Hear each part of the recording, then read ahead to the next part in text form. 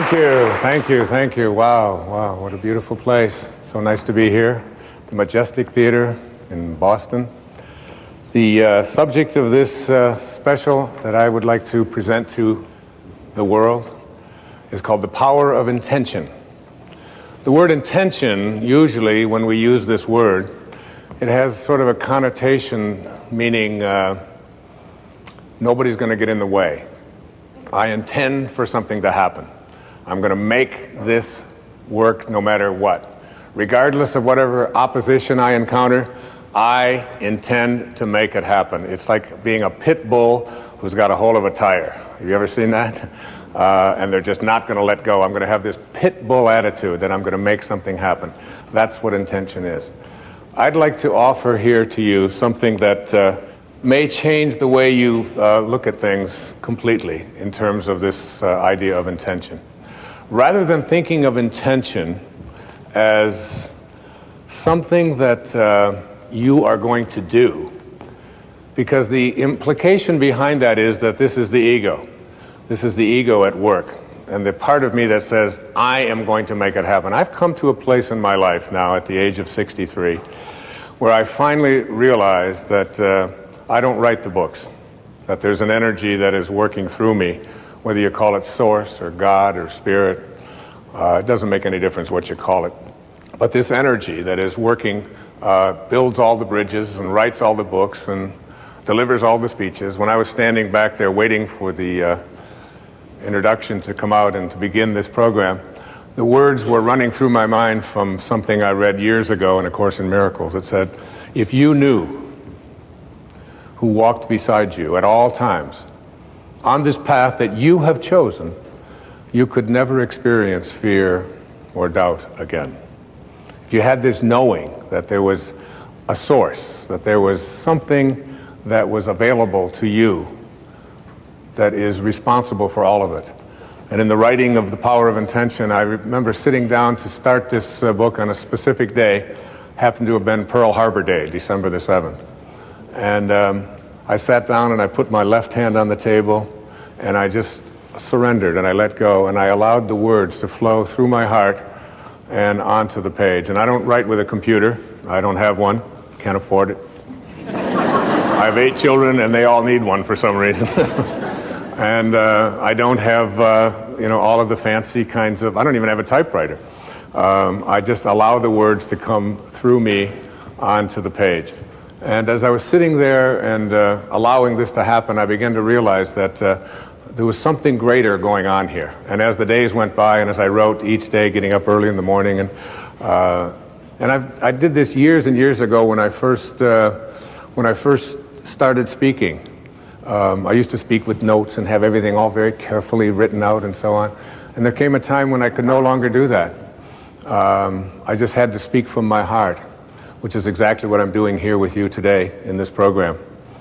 And when you surrender to this, when you begin to allow this force in the universe to work through you, you begin to realize that everything that shows up here in this world shows up from a source, from a place, from an energy, from a field, whatever you want to call it, and that we and these sort of piddly little egos of ours that believe that we're so important, and whether I get it done right or whether I don't, or whether I get it done on time or whether he does it or she does it or whatever, all of these details become almost something that occupy too much of the energy of our lives.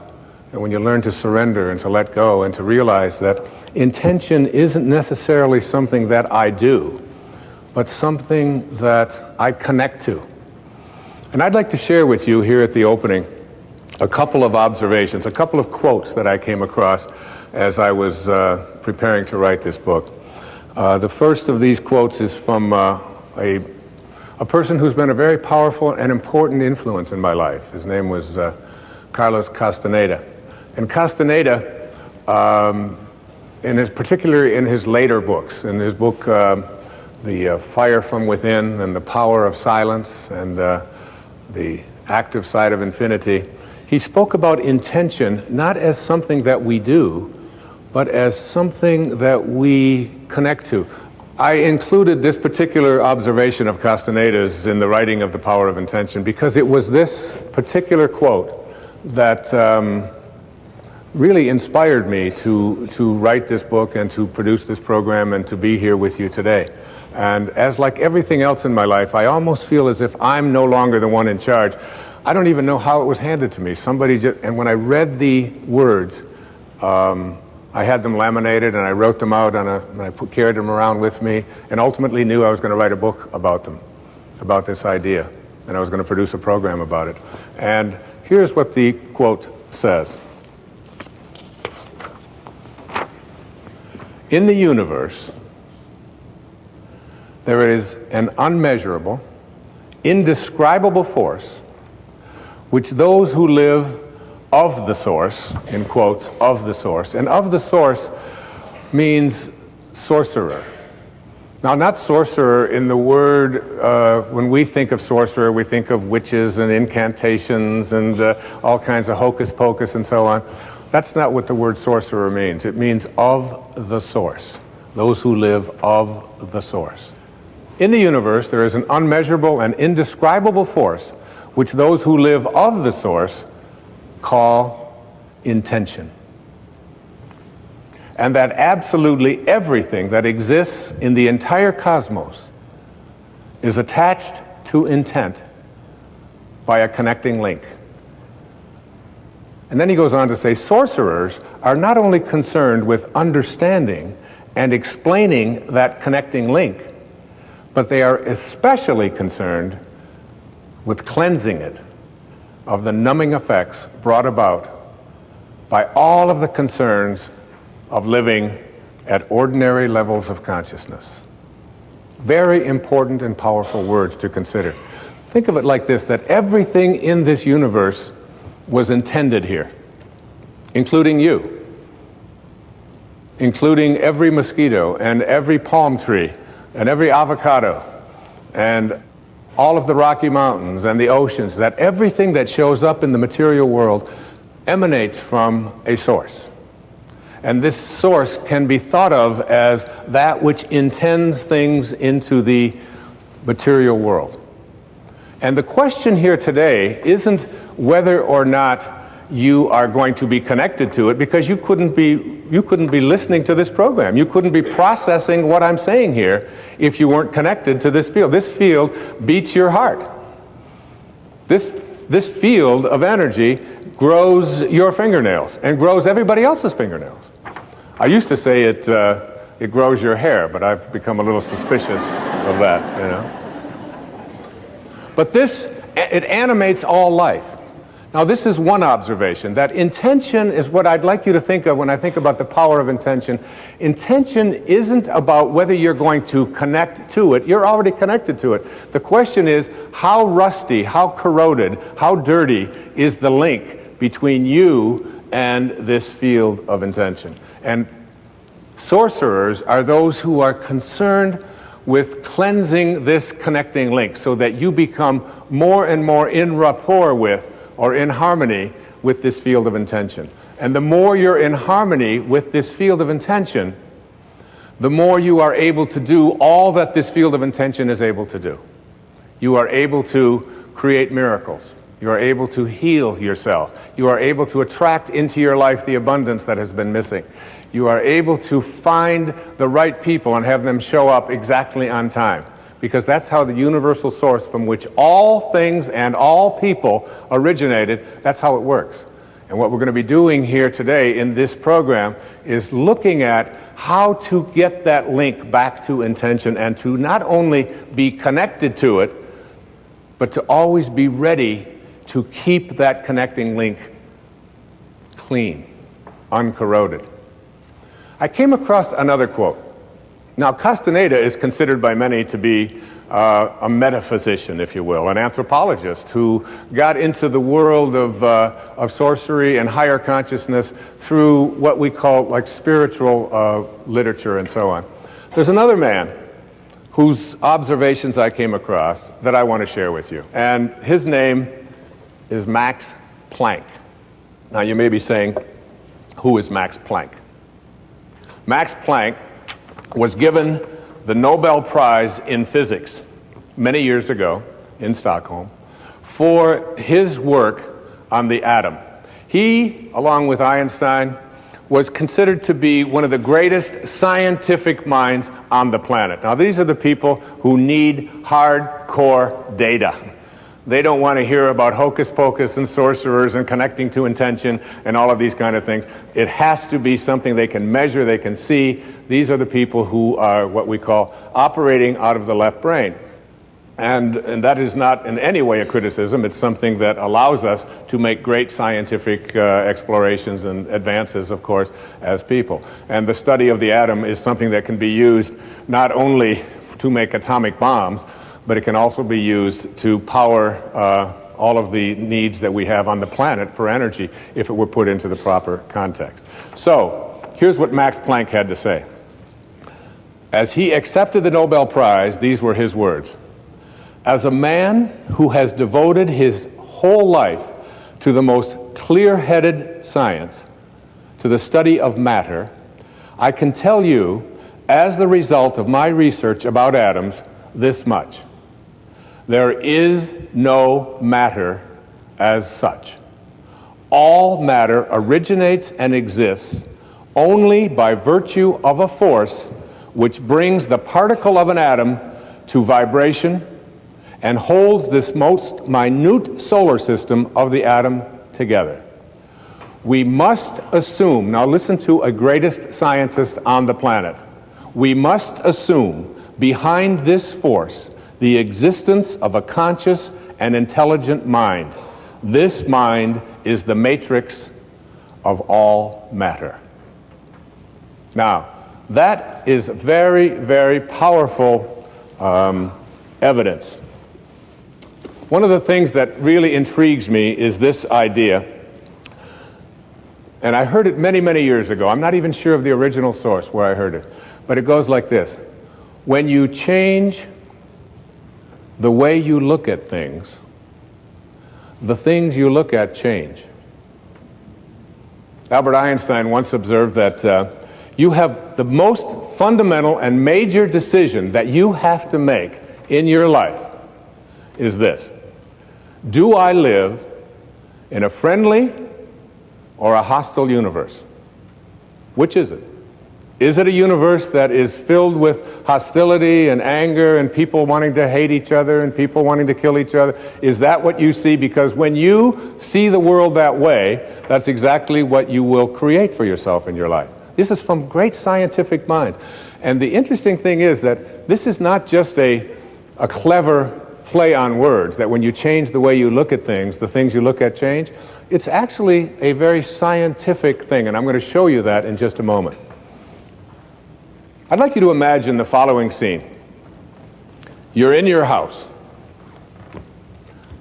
You've got your car keys in your hand. The lights go out. Power failure. You can't see a thing. You stumble around in your living room and you drop your keys. And you look around for a moment and you realize that you're never going to find them in the dark. But you look outside and you notice that the street lights are on. So in your mind, a light bulb goes off. I'm not going to sit around here in the dark and grope around looking for my keys when there's a light on outside. I'm going to go out here under the street light and I'm going to look for my keys. Why are you laughing? This makes a lot of sense. So you're out here and you're groping around and you're looking for your keys and you're looking and your neighbor comes along and says, "What happened, Wayne?" "Well, I dropped my keys." "Oh, I'll help you look for them." And the two of us are now down here looking for our keys. And looking, finally he says to me, "Excuse me, but where did you drop your keys?" "Well, I dropped them in the house." He said, "You mean to tell me that you dropped your keys in the house and you're looking for them out here in the streetlight? Doesn't make any sense." And I said, "Well, it doesn't make any sense to grope around in the dark when there's light out here." Now you laugh and you think how silly that is, but isn't that exactly what we do when we have a problem, a difficulty, a struggle that is located inside and we're looking for the solution outside? someplace outside of ourselves. It would be like going to the doctor and telling him all of your symptoms, and the doctor says, oh boy, you've got a lot of symptoms. And he starts writing out prescriptions. You need a prescription for this symptom, you need a prescription for that symptom, and finally he gets this 4 or 5, and you go to walk out, and you say, well, I'd like my prescriptions. He said, no, I'll give this one to your mother-in-law, and I'll give this one to your neighbor, and I'll give this one to your daughter, and I'll give this one to your father. I mean, you're the one with the struggles and with the difficulties, and expecting somebody else to change or something outside of you to get better in order for you to make your life work at this level that I'm calling intention is something you have to really take a hard look at. It's in here. We have to see, the question isn't whether I'm connected to this field of intention. The question is, how ready am I to keep that connecting link absolutely corrosion-free? Now, I used to ask the question many years ago, from studying philosophy and teaching it for many years, who am I? Who am I? I'm pretty much at peace with that now. I really think that who I am is a piece of the divine source, disguised as an author and a father and a writer and someone who delivers these kinds of talks and so on. It's all a disguise. I remember when someone asked Mother Teresa, what do you do every day in the streets of Calcutta? She had a wonderful, profound answer. She said, every day I see Jesus Christ in all of his distressing disguises. I see the unfolding of Source, the unfolding of God, the unfolding of Spirit in all that I encounter. And I see it in myself as well. And I see that and know that. That's not the question that bugged me the most. The one that puzzled me the most is, where did I come from? Where did I come from? You ever ask yourself that question? I used to ponder that. I could remember I lived in a series of foster homes for a while when I was a young boy, until I was about 9. And I lay out in Mount Clemens, Michigan, I would lay out on the grass, and I would look up, and I'd see these endless stars. There was an apple orchard out there. And I could just lie there on my back, and I'd just look up, and I'd say, where did I come from? Where did I come from? And it's not about reincarnation. I always liked Eleanor Roosevelt's response when they asked her if she believed in reincarnation. She said, I don't think it would be any more bizarre for me to show up in another lifetime than it was for me to show up in this one. It always kind of made sense to me. You know? It's hard to figure all of this out. But where did I come from? Where did I come from? So you ask yourself this perplexing question, where did I come from? And most of us, when we think about that question, we come up with an answer. And the answer is, as hard as it is for us to even imagine, our parents did it. It's a tough one. But in one blissful moment, one drop of human protoplasm in some mysterious way collided with another, and life began in this microscopic dot. Now, I can remember years ago, we had 4 children in 7 years. And my teenage daughter, Stephanie, at that time, she had to take on a lot of the helping responsibilities around the house when these babies just kept showing up. And we found out that we were going to have another child. Another mysterious thing happened, and another child was on its way. And my wife and I flipped a coin to decide who would tell Stephanie. And I lost. So I cornered her one day when she was in a really good mood, and I said, honey, you're not going to believe this, but we're going to have another baby. Oh, that's great. And her hands went. Instant pose. This is it. This foot here, this one out here. That's terrific. I said, well, it really is. I said, and you should probably be glad that we didn't have the same attitude that you have when we found out about you. She said, yes, but how do you think it feels? I said, well, why don't you tell me? She said, no, Dad, how do you think it feels to be the only kid in junior high school who has parents who like to do it?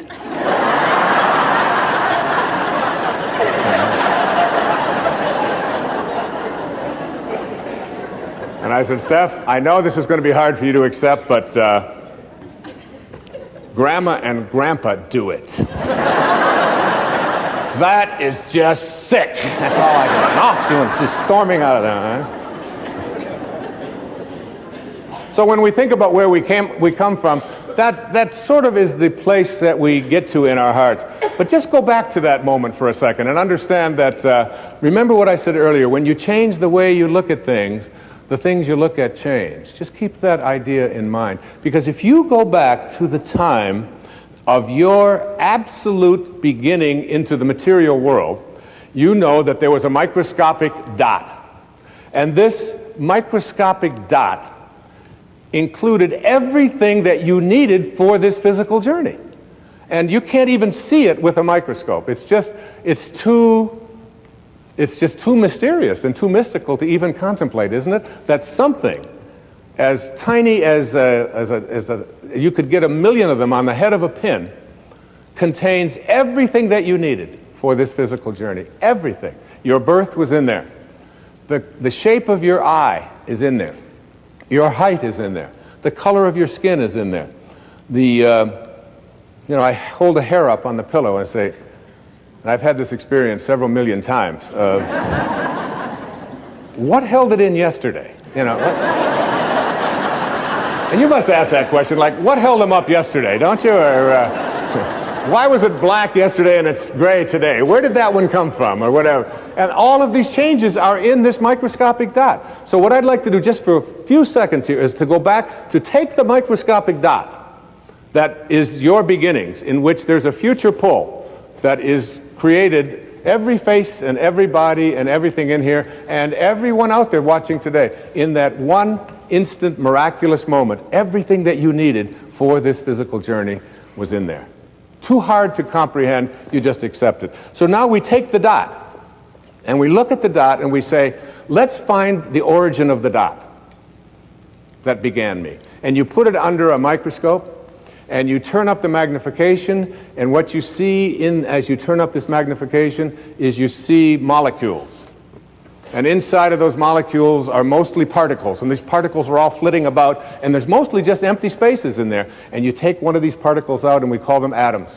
And you put this atom, looking for your source, looking for where you began, and you put it under another atomic microscope, turn up the magnification even stronger, and what do you discover as you turn up the magnification? You discover that it's just more empty spaces and more particles with new names. Protons, electrons, neutrons, croutons, whatever you want to call them, right? We memorized them in junior high school, right? So you take one of these electrons and you're just looking for your source. Where did I come from? You turn up the magnification on this electron microscope, and what do you see? More spaces and more particles, all flitting about, a dance, this huge dance. And you take one of those and you turn up the magnification, and what you have are new particles with new names called quarks.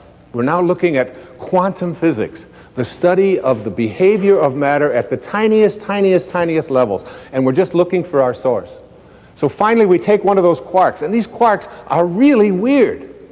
My friend Deepak Chopra has often said to me, Wayne, he said, quantum physics is not only stranger than you think it is, it's stranger than you can think. Because you take a tiny little subatomic particle and observe it, and the fact is that the nature of your observing changes what you're observing. If you look at it in a certain way, it becomes one thing. If you turn away, it becomes something else. It's truly a scientific fact that when you change the way you look at things, the things you look at change. And now you take this tiny little subatomic particle, and you take it and you put it in a particle accelerator, and you rev up the speed of these things and collide them at 250,000 miles per hour. You collide them, you open up the particle accelerator looking for your source, and guess what's in there? Nothing. No thing. that the dot that began you originated from a field of energy that has no boundaries, no beginnings, no ends. It's infinite. It's an infinite potential. And the question that I have for you is, if you can get this, that you didn't begin with that particle because particles themselves do not create more particles.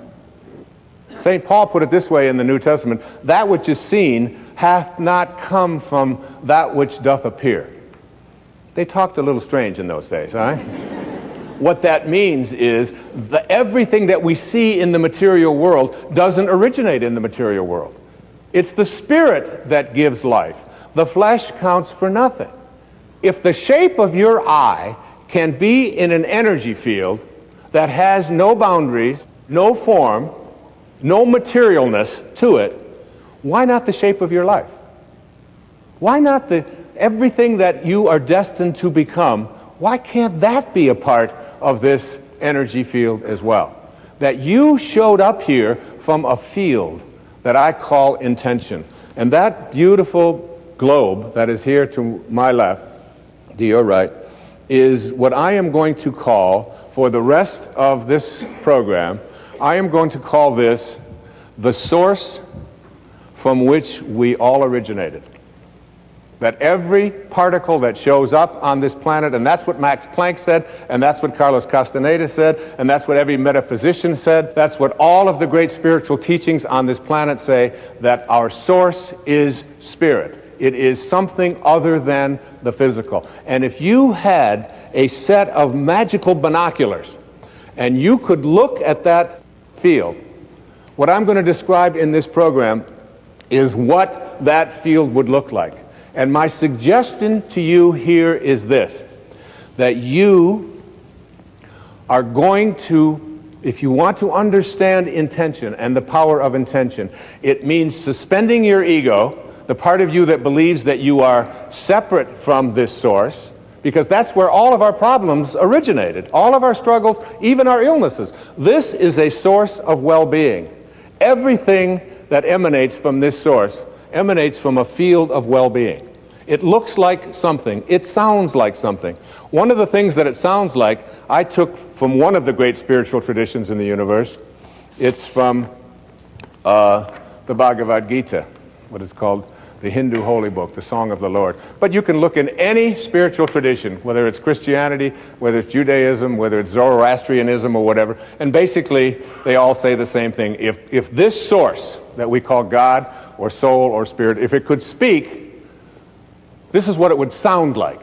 And then later on, I'm going to talk to you about what it looks like. What does it look like? I am the source of all material and spiritual worlds. Everything emanates from me. That's what it sounds like. Everything emanates from me. So that means you. And that's why the words, with God all things are possible, means that when you find in your heart a way to reconnect to this, and remember what I talked about in those opening quotes, that this field of intention is a field that is only corroded because we take on something that separates us from the source. And that is called the ego. And the ego is really nothing more than an idea that we carry around. It's the source of virtually all of our problems. The only difficulty is you can't check into a hospital. Like if you got an appendix problem, you check in, get an appendectomy. There's no place that I know of that gives egoectomies. It would be nice, but it doesn't work that way. So that what you want to do is figure out a way to get rid of this idea that who I am is separate from this. And this is your source. And when you reconnect to your source, live in harmony with your source, you are connecting to the field of intention. And when you're with this field of intention, everything that this field of intention from which all material worlds emanate, everything that it can do You can do because you are it and it is you. The problems that we have is we've come to a place where we believe that we are separate from it. And so we start to believe that I am what I do. And I am what I have. And I am separate from everybody else. And I am my reputation. And I'm separate from what is missing in my life. But this field from which all things originate, if it's everywhere, it's got to be in you. And if it's everywhere and it has to be in you, it has to also be in everything that you perceive to be missing from your life. It has to be in that too, because there's no place that it's not. And if there's no place that it's not, you literally are already connected to everything that you would like to attract into your life. What keeps you from doing it is your belief that you're separate from your source.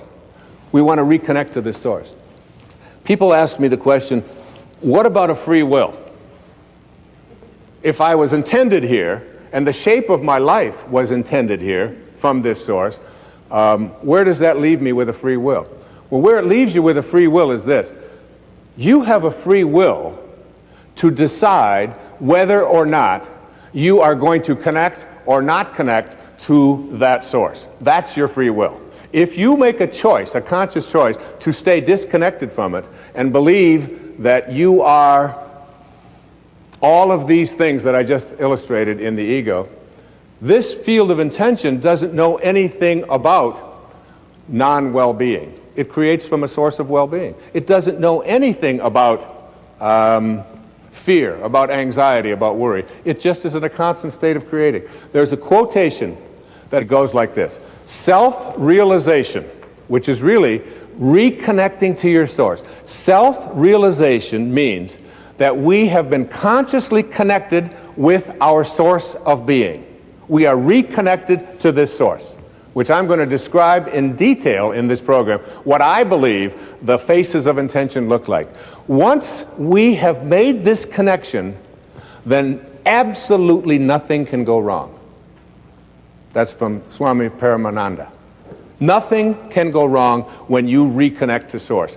All of our struggles, all of our illnesses, all of the scarcities in our life, all of the problems we have in our relationships, all of this stuff came about because we disconnected ourselves from a field of intention that is nothing but just well-being at work. It only wants you to be in a state of happiness.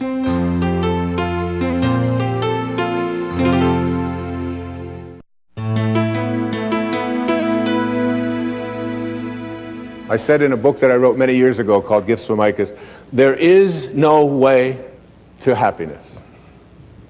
Happiness is the way. You're not going to find it in something outside of you. It is, and it's like when you understand this and get this, connecting to intention means something that's very powerful to you. There's an observation that I came across in the writing of The Power of Intention by a man who gave a lecture, I'm not sure the exact year, but it was in the early 1900s. His name was Thomas Troward. And he gave a series of lectures on mental science at Edinburgh in Scotland, called the Edinburgh and Dorey Lectures. And one of those observations, one of those quotations was this. I really love this. He said, "The law of flotation was not discovered by the contemplation of the sinking of things." Isn't that great? Imagine yourself trying to figure out, what he made an observation that before about the 15th or 16th centuries, all of the ships in the world were made out of wood. And why do you think they made ships out of wood for so many centuries? Because when you put wood in water, what happens? It floats. And our conclusion was, the law of flotation must be, you want things to float, make them out of things that float. But now we have realized that in studying the law of flotation, that it has nothing to do with what the material is made out. It has to do with the amount of water that is being displaced. So now all the ships of the world are made out of stuff that doesn't float, and yet they float. We're celebrating now at this time in our history the 100-year anniversary of Orville and Wilbur Wright over in Dayton, Ohio. Imagine the law of flight being discovered by two brothers contemplating the staying on the ground of things. So what we want to do is figure out a way to reconnect ourselves to surrounding ourselves with this idea that we are already connected to everything that we need for everything in our life. We've just separated ourselves by believing that we're something that we're not. In a book that I wrote a few years back called 10 Secrets for Success and Inner Peace, which was part of a PBS special, one of those secrets is called treasuring your divinity. Treasuring your divinity. And I came across this observation, and I was writing some notes on what I'm just talking about, on contemplating things. Listen to these words. We know that by the very nature of the creative process, which is what intention is about, learning to create the life that you want, the world that you want, the people that you want, the excitement that you want, the health that you want, everything. We know that by the very nature of the creative process that we are one with this originating spirit. And therefore, we are also one with all of its principles. Whatever this is like, whatever it sounds like, whatever it thinks like, whatever it looks like, we are one with it. And consequently, we are one with its infinite personality. We are not here as human beings having spiritual experiences. We are all spiritual beings having human experiences. All of us. We are all infinite. And therefore, our contemplation of this source, as the power which we want, gives us the ability to use that power.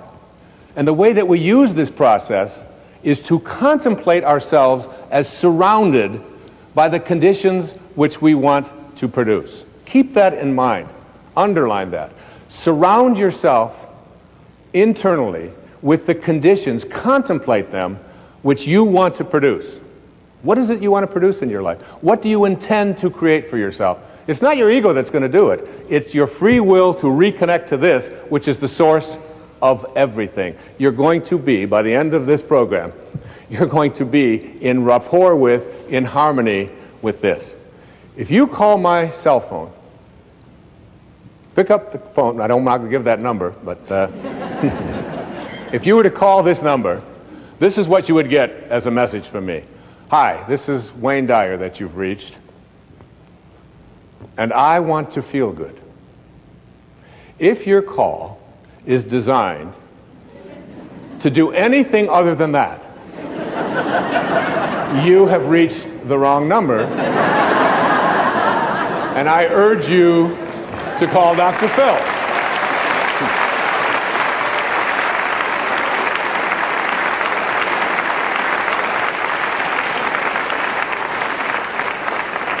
But feeling good is perhaps the most important thing that I can talk to you about here in cleaning up this link.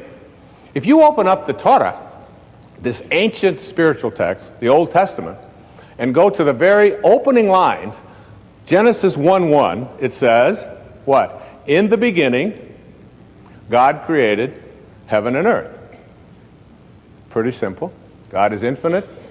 Out of this source came all the material worlds. And then if you read down 31 lines later, it says, and all that God created was good. So good and God are synonymous, aren't they? Good and God, just an O, just one extra O.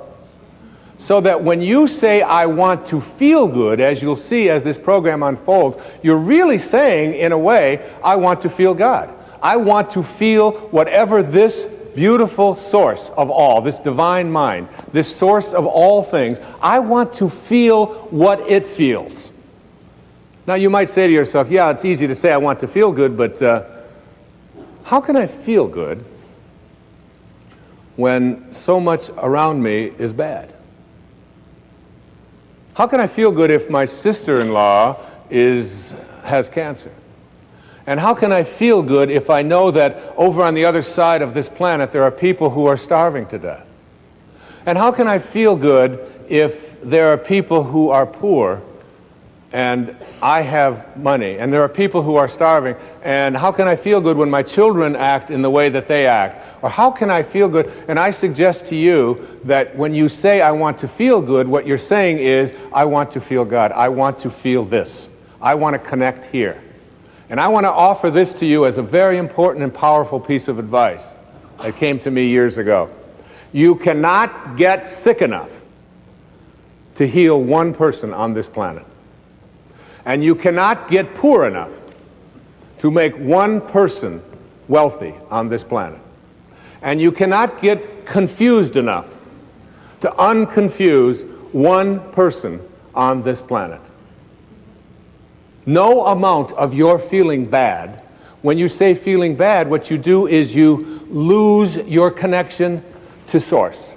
And when you lose your connection to Source, what happens is you create something called resistance. I can't do this. It's not possible. I don't deserve it. It's just not something that I can do. And when you create this kind of resistance, you have emotions. And these emotions become sadness, fear, worry, anxiety. And what I'd like to offer you is a way for you to use these emotions that you are experiencing at any time in your life and use them as a system, as a barometer, as a guidance system to say to yourself, what kinds of thoughts am I having that are keeping me from being in rapport with this field of intention? And at any moment that you're not feeling good, you are attracting exactly the opposite of what it is that you would like to attract into your life. You are using this as a way to keep yourself from feeling God or feeling good. If you are listening to the news, and the news is filled with all of the reasons why you should be depressed, and it's not an accident that then they are sponsored by all of the reasons why you should take these narcotics or these pills or whatever it is in order to get over. So here's some depression, and wait a minute, we'll be right back. Here's a way out of it, okay? I saw a commercial the other day. I don't even know what it was for. Some guy gets up in the morning, and he's going out to get clams. And he's going out clamming in the morning, and he's successful at getting the clams. He walks off, and he's got his clams. And then they say, call your doctor to see if you need some of this clam-finding miracle drug. There's a drug out there that'll help you find clams if this happens to be one of your problems. All right? And there's something out there, and now we're being told to call our doctors. Do I need the orange pill, the green pill, the purple pill? Do I need this one? I saw so-and-so reading it, and she was skating on the ice, and I want to skate on the ice. And it's like it's an endless progression of this. It's one of the reasons that I put so much of my energy into public television.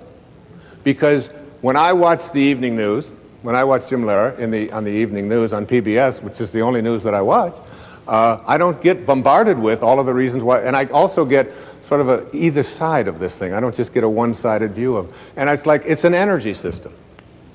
I'd like to say to you here that my idea about connecting to intention has certain obstacles to getting there.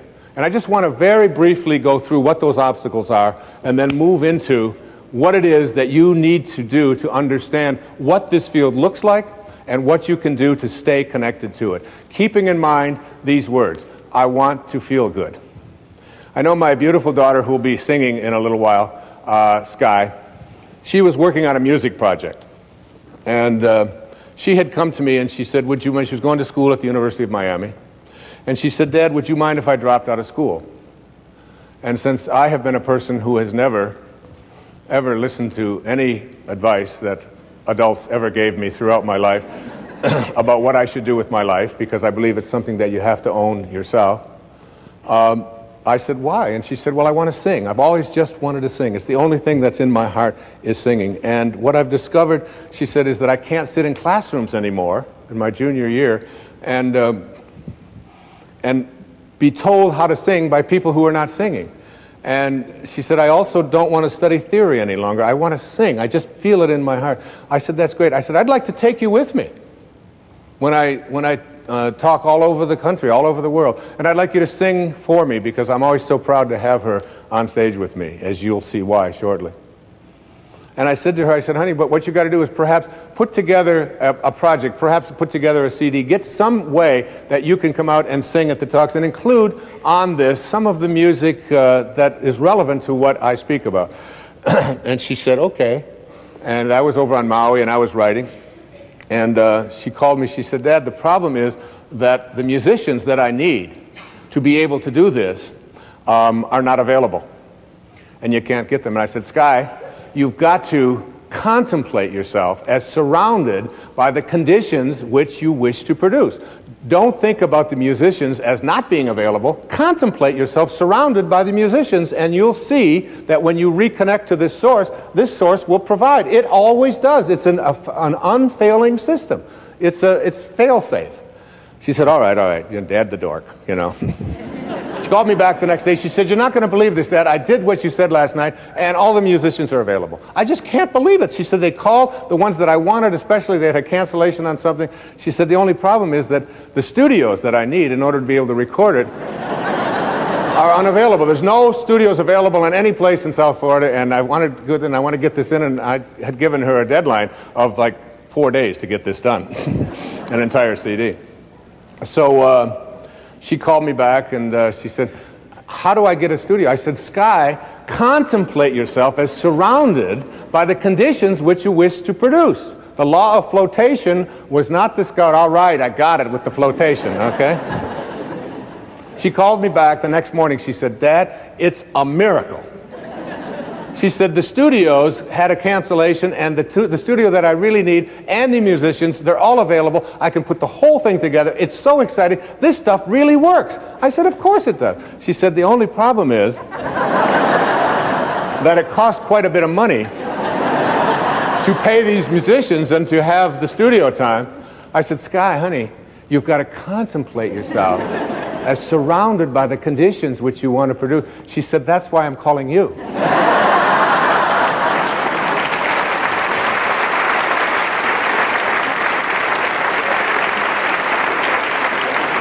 And I said, but honey, I want to feel good. She said, maybe you should call Dr. Phil. She said, and this will make you feel good because you will be contemplating yourself as surrounded by a daughter who is so... She used it all right back on me. And she did it, and she got it done, and she was able to produce it.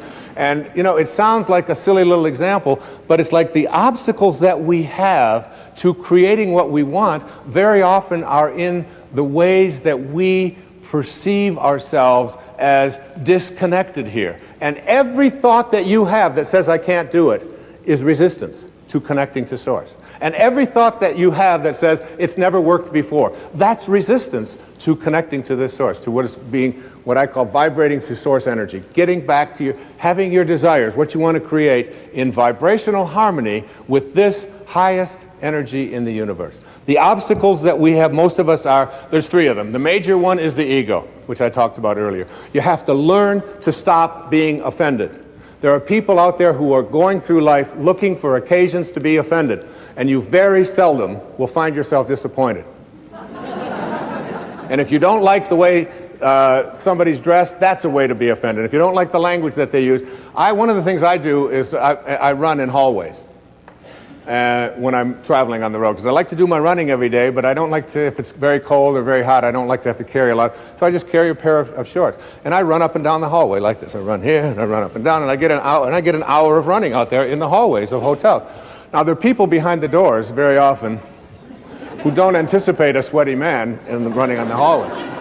And there are times when the doors will open and I'll be running and I'll hear someone walk by. What is that guy doing? What's wrong with him? Doesn't he know that there's a track? This isn't the place. And he's using my experience out here as a reason to be offended.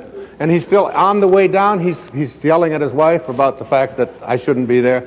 Oftentimes goes home, kicks the cat, whatever it is, because... But one day I was running, and there's a different view of it as well. It's very interesting.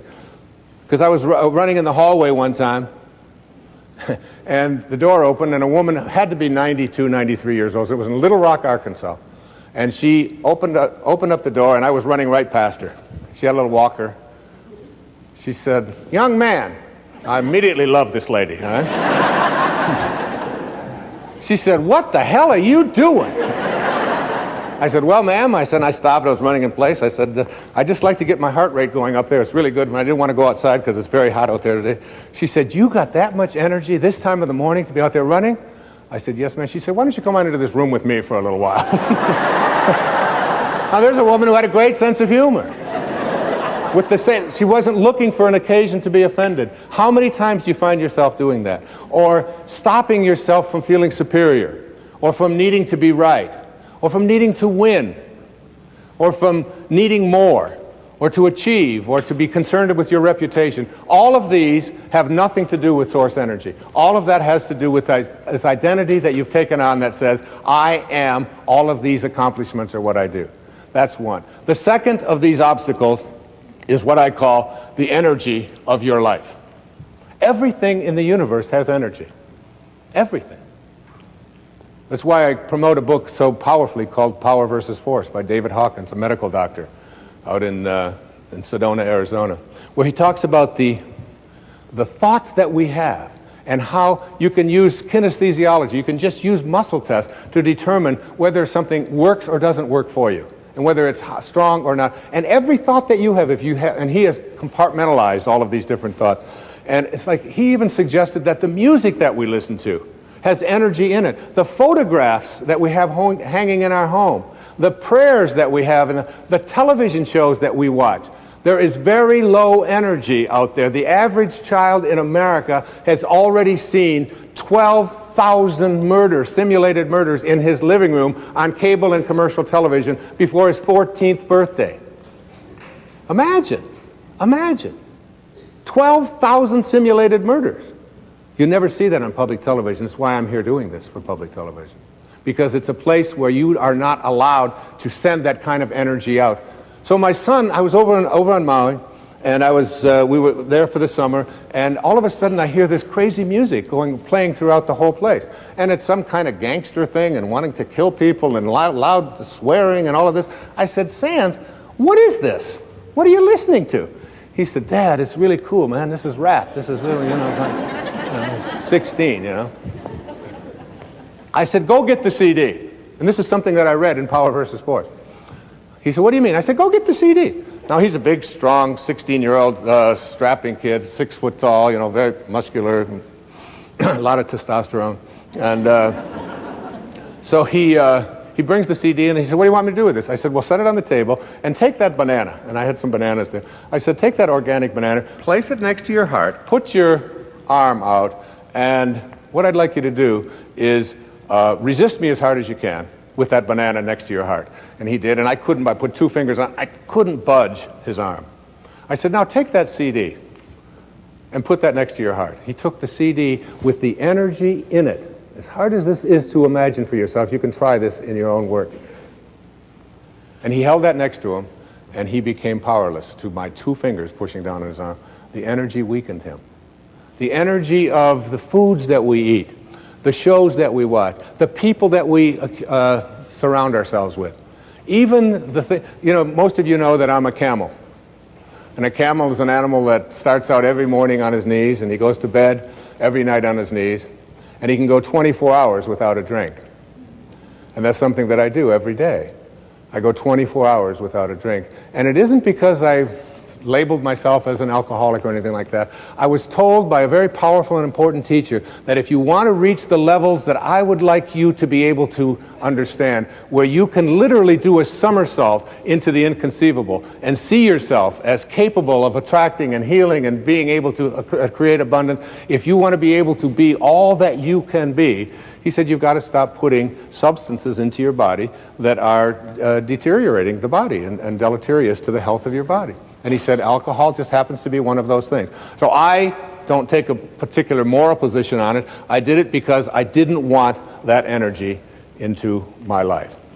So look at the energy of your life, the places that you accumulate, the friends that you have, the people that find fault with what you're doing. Look at all of the way, even a simple little thing like feng shui, which is a Chinese form of how you arrange the furniture in your, it's so cool. But I've got a lady who works with me over in Maui, and every time I go away, she'll come back and she'll have this thing moved over here and this thing over there, and I'll say, but I like this here. This is where I shave. No. The feng shui of that isn't quite right, and you don't want to have a red next to you. I just listen to her. My place is one of the most pleasant and beautiful places. Of course, having it on the ocean has a lot to do with it as well. But I believe that energy is in everything. Change the energy of your life and reconnect to the energy of spirit. Spiritual energy is healing energy. Spiritual energy, as you'll see, is the energy of abundance.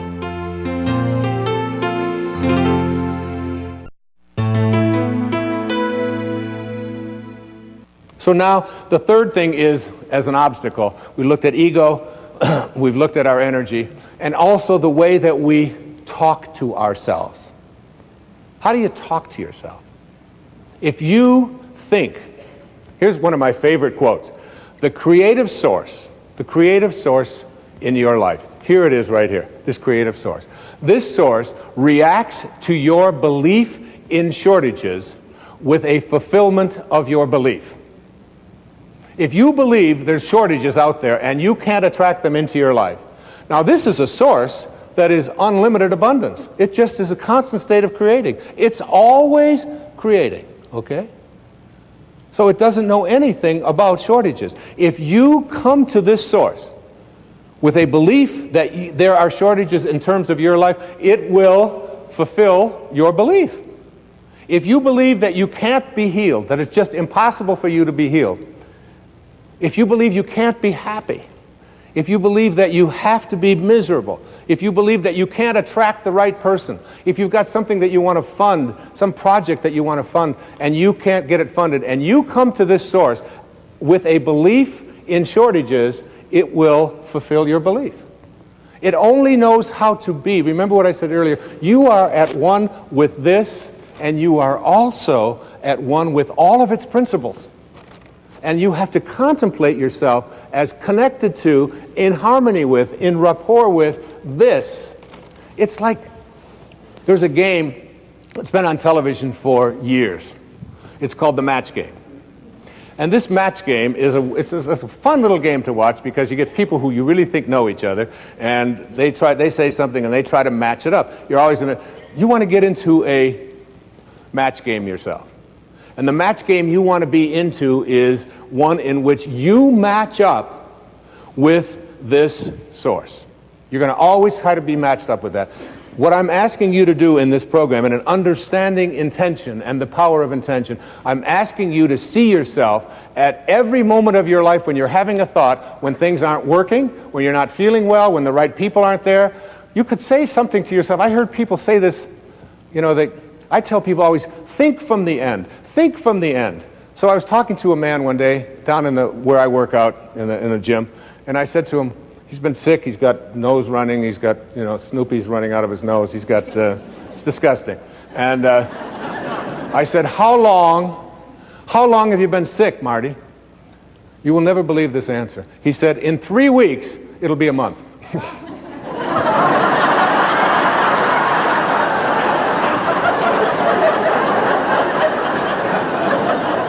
What kind of thinking is that? I was changing plane in Dallas one time, and there was about 8 minutes to go before I had to make a connection, and the woman next to me, she said, I said, I'd really appreciate if I could just step in front of you because I'm going to make my connection. She said, you're going to have to change trains and get to another terminal. She said, there's no way that you can make your connection. She's still in Dallas.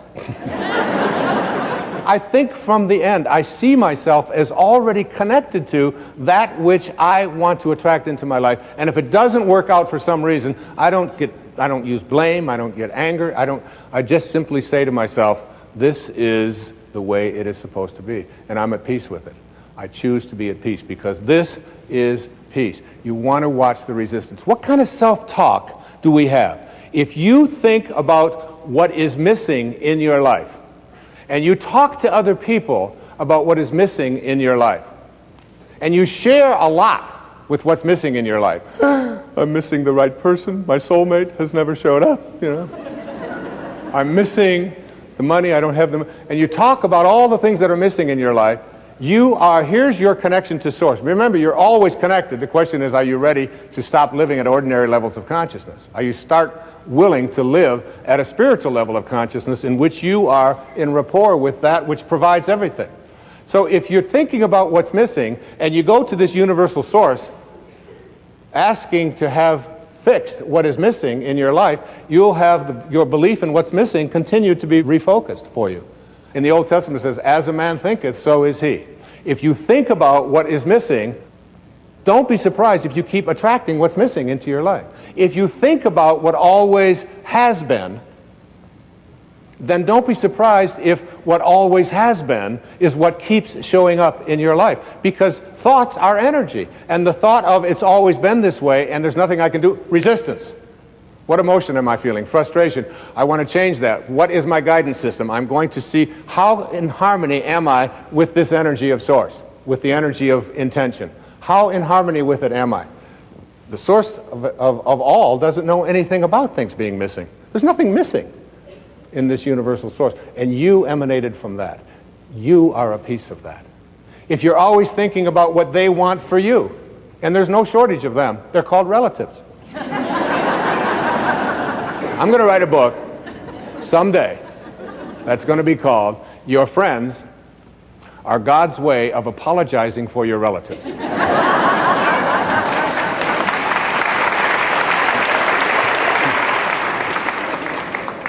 Why? Because, by the way, I gave this same talk to your relatives and they applauded even louder. Okay? Because a friend is someone before whom you can think aloud. A friend is not someone who makes demands on you and tells you what you should be doing or what you shouldn't be doing. There are very often, because we believe that we're related to people, we have talk, and then what happens with us is that we start talking to other people about what they want for us. And we despise what they want for us. We get angry at them for even wanting that for us, and then we get surprised when what they want for us keeps showing up. See, self-actualizing people, Abraham Maslow once said, the difference between self-actualizing people, the highest functioning people, and everybody else is that self-actualizing people must be what they can be.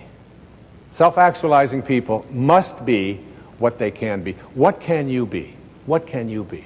And I'd like to suggest to you that if you look, I'm going to take a pair of magical binoculars now. And I'm going to take these binoculars and I'm just going to assume that I am now looking through these magical binoculars at my source, where I came from. The question I asked at the very beginning, where did I come from? The answer to that is, I came from a field of energy, and a particle was formed out of that field that became everything I needed for this physical journey. My birth and my death were all in there. My height, the color of my skin, the hair falling out, all of the things that are taking place in this physical body were all handled there. But they were also handled before that source hit the world of material.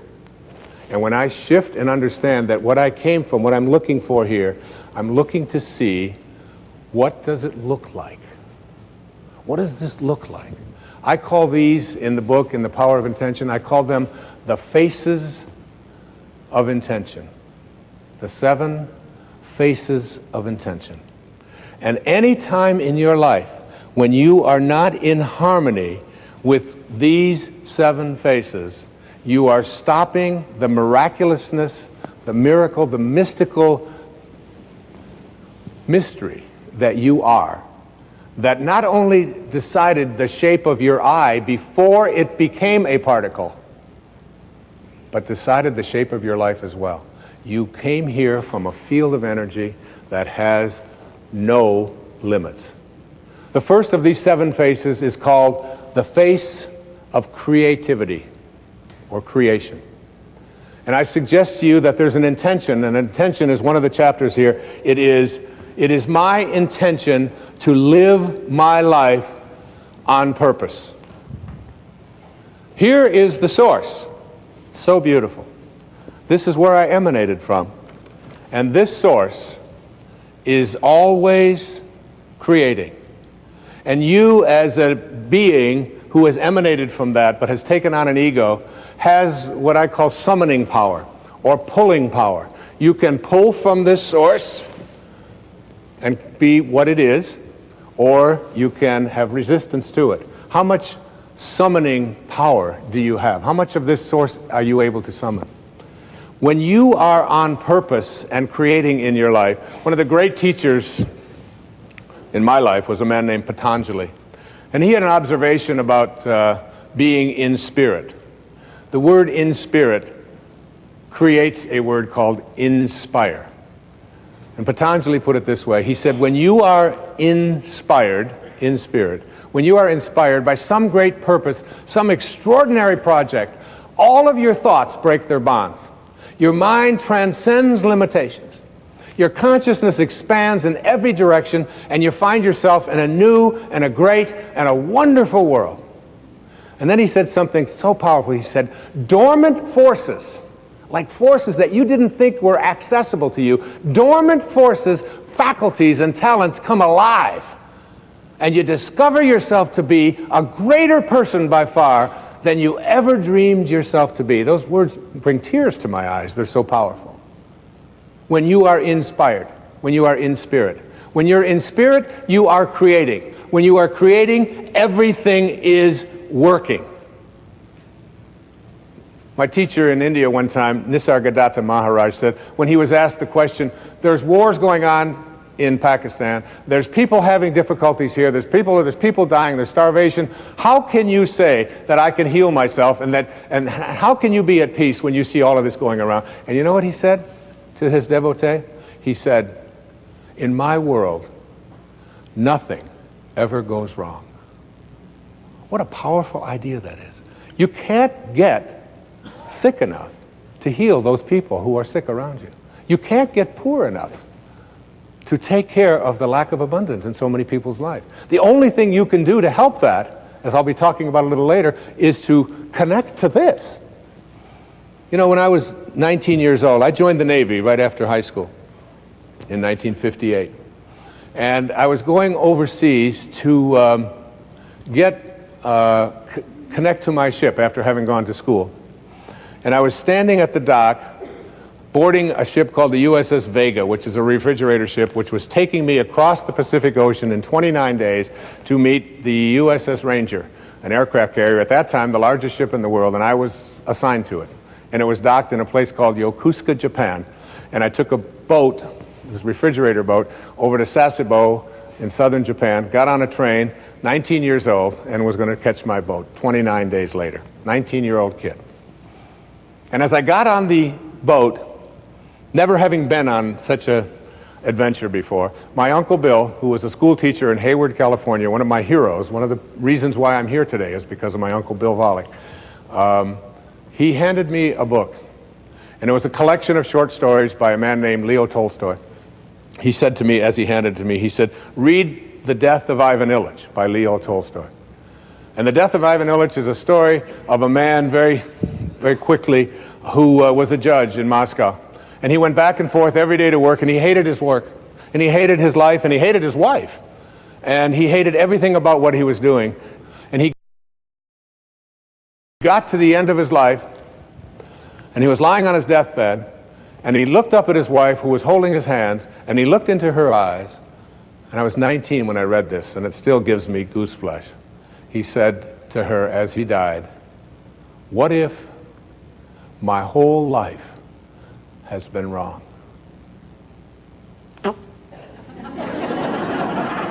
And I took out a pad of paper and I wrote down my first of my 10 secrets for success in interface. And I started a journal at that time, and it said, "Dear Wayne, don't die with your music still in you. Don't die with your music still in you."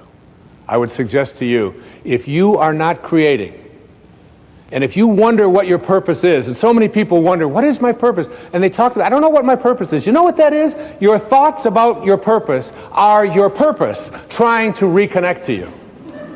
Like if you want to quit smoking, and people say, oh, it's such a hard thing to do. Well, of course, that's resistance. And then, you know, who wants to do hard things when easy things like smoking are available?